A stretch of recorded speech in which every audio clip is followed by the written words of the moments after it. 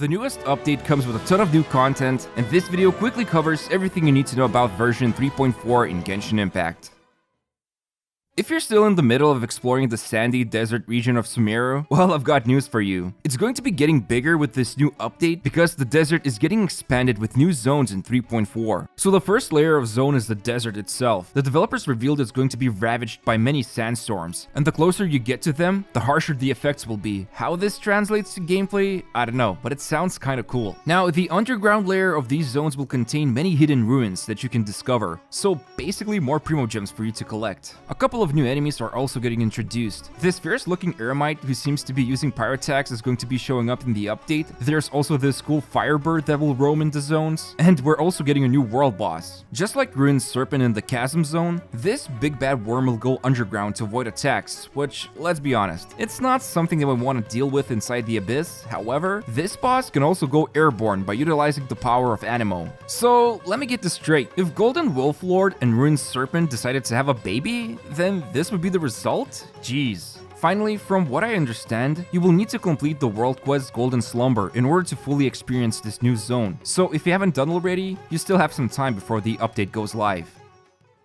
There's going to be a lot of different events in this update, but the biggest of them all is going to be the Lantern Rite Festival, which is a yearly event that's been ongoing since the game's release, and just like the last time, there's gonna be lots of mini activities you can participate in, which I don't really want to spoil too much, but one awesome thing about this major event is that it will reward players with the choice to unlock one of the 4-star Liyue characters, which also includes the newest 4-star Dendro character Yaoyao. But the freebies don't just end here. 10 intertwined fates can be claimed by logging in daily between January 19th and February 2nd, and if I understand this correctly, the developers will also be sending out 3 more intertwined fates by in-game mail. Now, there's also a couple of smaller events. The first one is probably my favorite so far. Ito will be holding a beetle fight competition. You literally get to control the Oni beetles, and it looks like you'll need to carefully manage the stamina to perform move or attacks and beat the opposing beetle. This other event, I believe we've had it before. Maybe this one's a little different, but the main idea here is to only fight with the Traveler and only by using regular attacks, so no elemental skill or bursts allowed. But for some real combat experience, a new event will be held called Second Blooming. What's interesting about this event is that from the shared footage, we can see the trial characters are Nahida, Alhaitham, Yaoyao, and Lisa, so both new Dendro characters are included here, and this seems like a nice way to try them out outside of the test trial. But the biggest thing about this event is that by completing it, you will unlock Lisa's alternate costume. If you didn't know, Lisa is considered to be one of the best Sumeru students in the entire game, and this costume I guess shows how she might have looked like when she was studying some time ago.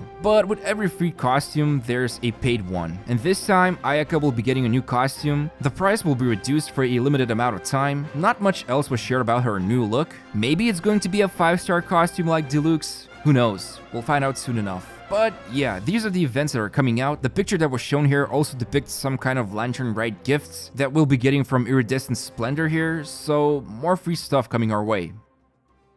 So with the 3.4 update, we're getting 2 new Dendro characters. The first one we're gonna take a look at is Yaoyao, who is a 4-star polearm user. Now, she's actually been teased all the way back in October 2020 on Genshin's official Japanese Twitter account, so it's safe to say the hype has been building up for her for quite a while. And let me tell you, her talents are just super adorable. Her skill allows her to deploy this device, which looks like a bunny of some sorts, and it will start throwing out radishes either at the enemies or friendly characters. If this radish hits the enemies, it will explode for Dendro damage, but if it hits a friendly character, they will receive healing. You can also hold down the skill and choose the throwing direction, which is always a good thing to have, but honestly, a deployable skill that can do damage is really awesome, because this potentially opens up to new Dendro teams for bloom or quicken reactions. Now, her burst is really cool, so she will enter into this special burst mode, and every second or so, a new bunny will spawn, and from what I understand, up to 3 of them can exist on the field, and they will all keep throwing those radishes. So if the skill deploys only one bunny, the burst will deploy 3 of them, and that's triple the goodness of Dendro application. Obviously, the livestream didn't disclose things like internal cooldown and how many reactions we can expect to cause from these bunnies, but let's not forget those radishes also heal, so a Dendro healer is definitely something that's already a big selling point. And there are a few more details about Yaoyao, which I'll talk about in my pre-release analysis video that's coming out very soon, but the next new Dendro character I want to focus on is Alhaitham. Now, this guy is interesting. He's a 5-star sword user, and one thing that immediately pops out are his normal attack animations. Even though he uses one sword, we can see that he is dual wielding when unleashing his normal attacks, which looks really cool to say the least. And speaking about being stylish, by pressing the skill button, Alhaitham will instantly teleport in a short range and deal Dendro damage. Or you can also hold down the skill and aim where you want to teleport with him.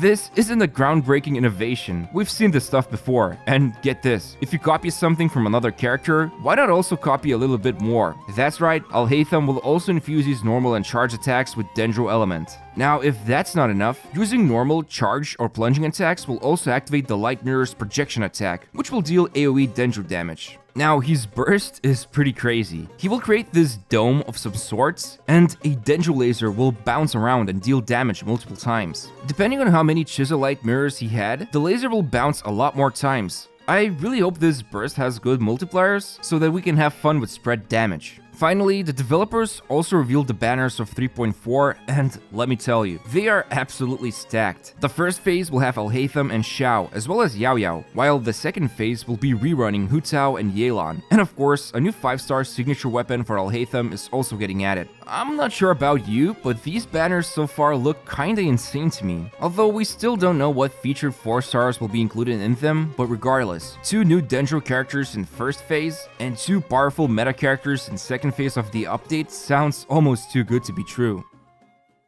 Now, if you've been enjoying the recently released Genius Invocation TCG, a new mode is getting introduced called Heated Battle Mode. It will be available for a limited amount of time, but from what I understand, it will remain in the game permanently, but just keep switching up the editions. For example, the first edition that got introduced has special rules, where you do not roll any of the elemental dice and just skip the phase entirely. Instead, you will gain 8 of the Omni dice, which is pretty crazy if you ask me. I mean, it's not a super unique idea. If you played Hearthstone, it also has this mode called Tavern Brawl that switches up the gameplay and introduces new rules, but it's still good to see some variety getting added to the Genius Invocation TCG, because I'll be honest with you, I basically just built one deck and it's been demolishing every single challenger, so maybe with new variation rules, new decks will be born as well.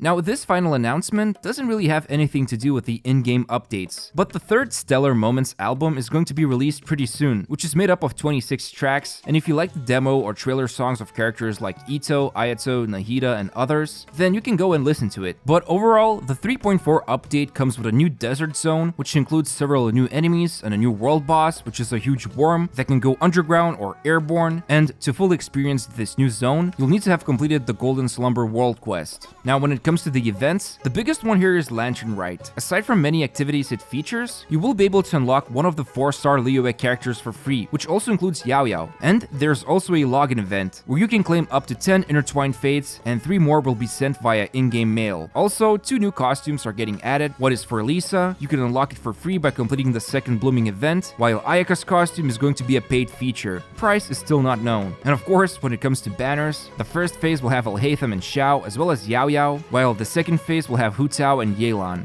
Finally, Genius Invocation TCG is getting a new Heated Battle Mode, which will mix up the game rules and introduce new wacky things like gaining 8 Omni Dice every turn. But that's pretty much it. If you enjoyed this video, I'd really appreciate if you could press the like button and subscribe to my channel. Thanks for watching, and see you soon.